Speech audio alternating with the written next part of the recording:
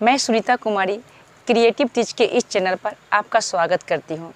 इससे पहले मैं सिंधु नदी तंत्र के बारे में आपको बता चुकी हूँ और आज मैं आप लोगों को सिंधु नदी घाटी के किनारे विकसित विश्व की सबसे बड़ी सभ्यता, जो कि मिस्र और मेसोपोटामिया की सभ्यता से 12 गुना अधिक बड़ी थी, मैं बात कर रही हूँ सिंधु घाटी सभ्यता की।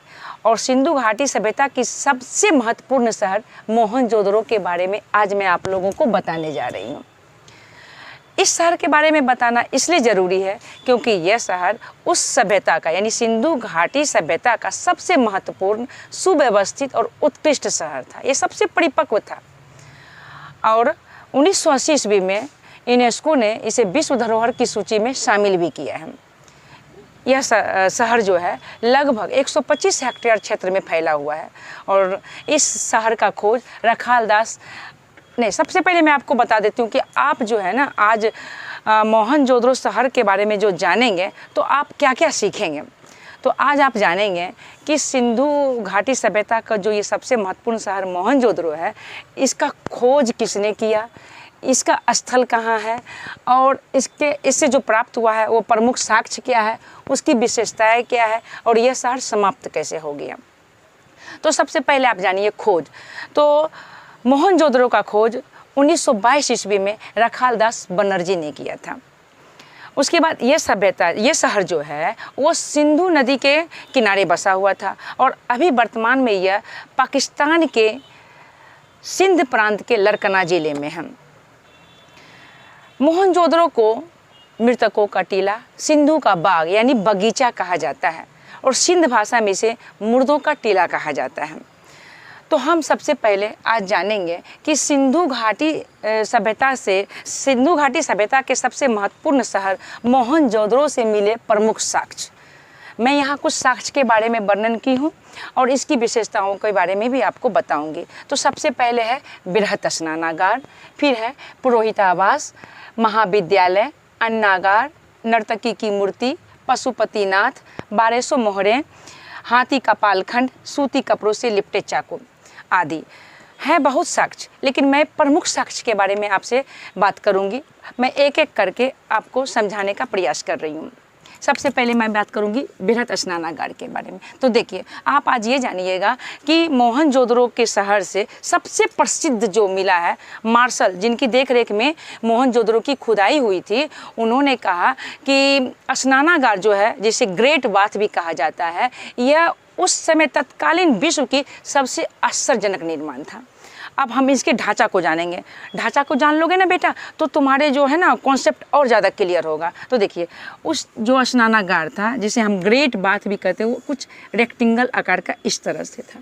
और अक्सर है ना एग्जाम में पूछा जाता है कि स्नानागार में जो सीढ़ियाँ बनाई गई थी उसका डायरेक्शन क्या था। तो आप जान लो, ये क्या है, नॉर्थ और ये है साउथ। तो बस यही नॉर्थ साइड में और साउथ साइड में यहाँ पे सीढ़ियाँ बनी हुई थी इस तरह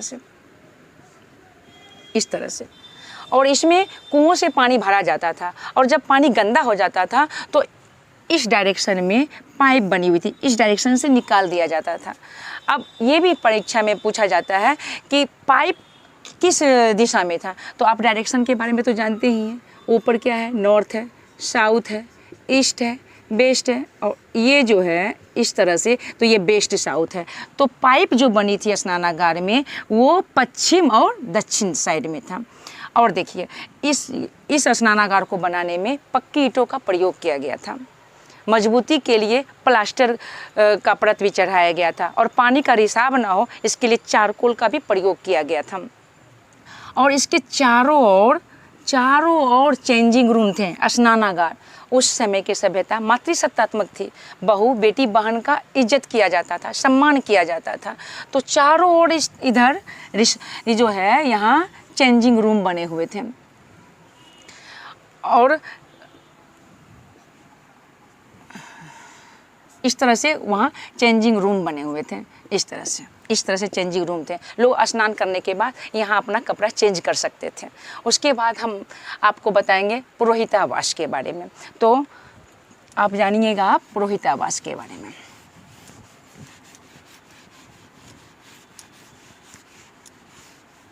देखिए, पहले आप ये जानिए कि पुरोहितावास कहते किसे हैं। तो उस समय ऐसा माना जाता है कि जो ये पुरोहित होंगे, जो बहुत पढ़े लिखे होंगे, अमीर तबके के लोग होंगे, उन्हें पुरोहित कहा जाता था। और मोहनजोदड़ो से जो साक्ष्य प्राप्त हुआ है, इससे ऐसा पता चलता है कि वहाँ 2 तरह का समाज रहते थे। पुरोहितावास जो थोड़ा ऊंचे स्थान पे रहते थे और वो पश्चिम साइड में रहते थे, और जो आम साधारण लोग रहते थे वो पूरब में दक्षिण साइड में रहते थे।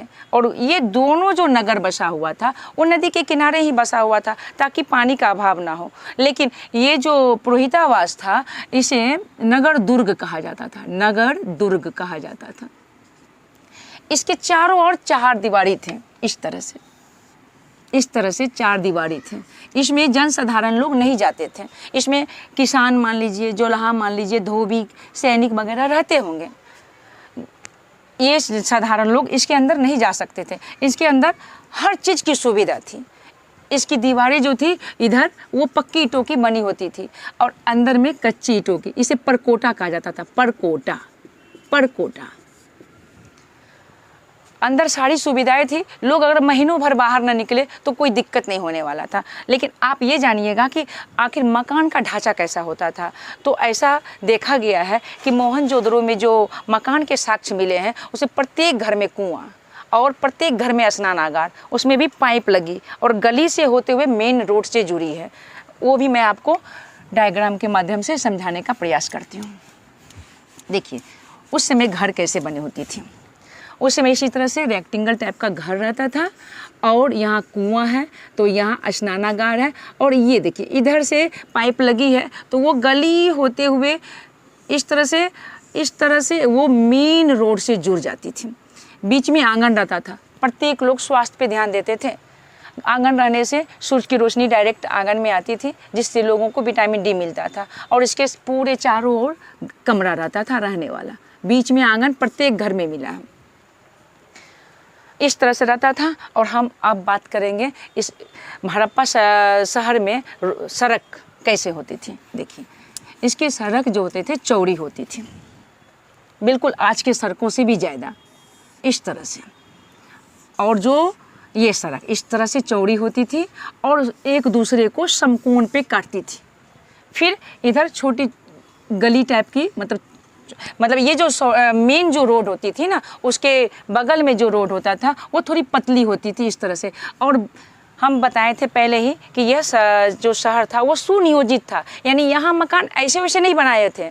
सारे मकान एक डिजाइन में इस तरह से बने होते थे, इस तरह से बने होते थे एक डिजाइन में। और प्रत्येक गली के समाप्ति में एक कुआं रहता था ताकि लोगों को पानी की कमी ना हो किसी भी प्रकार से। तो आप इस तरह से समझें कि वहाँ उस तरह मकान का किस तरह से ढांचा था। और उसके बाद जो पुरोहितावास था जिसमें अमीर लोग रहते थे, आज समझ लीजिए जैसे शाहरुख खान है, अमिताभ बच्चन है, अंबानी है, उनके सेफ्टी के लिए कितना रूल होता है, बस उसी तरह से था। और पुरोहित के आवास के ही बगल में महाविद्यालय हुआ करता था। महाविद्यालय के भी साक्ष्य मिले हैं। लिपि पढ़ी नहीं गई है लेकिन लोग पढ़े लिखे समझदार थे। वो यहाँ जो है मोहनजोदड़ो शहर में या और भी कहीं मंदिर, मस्जिद आदि कोई भी धर्म स्थल का साक्ष्य नहीं मिला है। इससे पता चलता है कि लोग दिखावे का काम नहीं करते थे, वे खुद के विकास पे काम करते थे। उसके बाद अब हम लोग जानेंगे अन्नागार के बारे में। देखिए, अन्नागार भी कुछ इस शेप में पाया गया है। इस तरह से अनाज रखने का शायद ये भंडार रहा होगा। और यहाँ वृत्ताकार चबूतरे पाए गए हैं जहाँ अनाज के भी साक्ष्य मिले हैं, जिससे ऐसा लगता है कि यहाँ अनाज की कुटाई पिसाई होती थी। सैनिकों के भी यानी श्रमिकों के रहने के भी स्थान थे जो शायद अनाज का देख रेख करते थे। इस तरह से आप जान गए कि अन्नागार का साक्ष्य किस तरह से था। उसके बाद हम बात करेंगे नर्तकी की मूर्ति का। कांसे की नर्तकी की मूर्ति मिली है जिसको डांसिंग गर्ल भी कह सकते हो। और यह तांबा और टिन से बना हुआ था जिसे कांसे कहते हैं, उसको इंग्लिश में ब्रोंज बोलते हैं। उसके बाद हम बात करेंगे पशुपतिनाथ की। आप समझ गए ना, नर्तकी की मूर्ति तांबा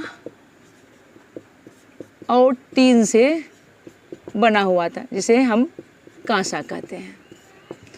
अब बात करेंगे पशुपतिनाथ। यहाँ मोहरे मिली है और पशुपतिनाथ का भी मोहर टाइप का मिला है, वो जो इस तरह से था, बीच में एक इस तरह से है, उनके सर के पास इस तरह से त्रिशूल टाइप का, ऐसा लगता है जैसे शिव होंगे, और इस तरह से है, ये इस तरह से है, और इधर गैंडा भैंस, इधर हाथी और बाघ, इधर गैंडा और भैंस, और यहाँ 2 हिरन है, ये हिरन है। कुल मिलाकर 6 जानवर है, इसीलिए 6 जानवर है, 1 2 3 4 6 जानवर है, इसीलिए 5 6, तो इसीलिए इसे पशुपतिनाथ कहा जाता है। लेकिन ये 5 जानवर है, जैसे हाथी बाघ 2 हिरन है और गेंडा भैंस, तो इसे ये 5 जानवर है, लेकिन जानवर कितने हैं तो वो 6 हैं। इस प्रकार आप जाने पशुपतिनाथ। इसी प्रकार के बहुत सारे 1200 मोहरे का भी साक्ष्य मिला है। अब हम बात करेंगे हाथी का पालखन, जो हाथी का सर होता है ना, उसका भी साक्ष्य मिला है। उसके बाद सूती कपड़े से लिपटे चाकू। ऐसा माना जाता है कि मोहनजोदड़ो शहर में बहुत सारे औजार तो नहीं मिले हैं, लेकिन एक बहुत ही इम्पोर्टेंट है, सूती कपड़ों से लिपटे चाकू। लोग युद्ध में विश्वास नहीं करते थे, औजार का साक्ष्य कम मिला है, लेकिन ये इम्पोर्टेंट है, अक्सर परीक्षा में पूछा जाता है, जो कि मोहनजोदड़ो से प्राप्त हुआ है। तो आप इस तरह से आज सीख रहे हैं कि मोहनजोदड़ो का खोज कब हुआ, इसके स्थल क्या है, इसके प्रमुख साक्ष्य क्या है, इसकी विशेषताएं क्या है, और अब हम जानेंगे कि यह सभ्यता समाप्त क्या है, कैसे हो गया। तो मोहनजोदड़ो में जो जल निकासी थी वो समाप्त हो चुका था। जगह जगह शहर में कचरे जमा हो गए थे, झुग्गी झोपड़ी वाले लोग मेन रोड पे आके बसने लगे थे। ऐसा माना जाता है, हो सकता है बाढ़ के कारण भी हो, या बीमारी के कारण हो, या ये लोग युद्ध करना जानते नहीं थे, भारी आक्रमण के भी कारण हो। मतलब पूरा साक्ष्य तो नहीं बताया जा सकता है, अनुमान लगाया जा सकता है कि इन सब कारणों से मोहनजोदड़ो शहर समाप्त हो गया।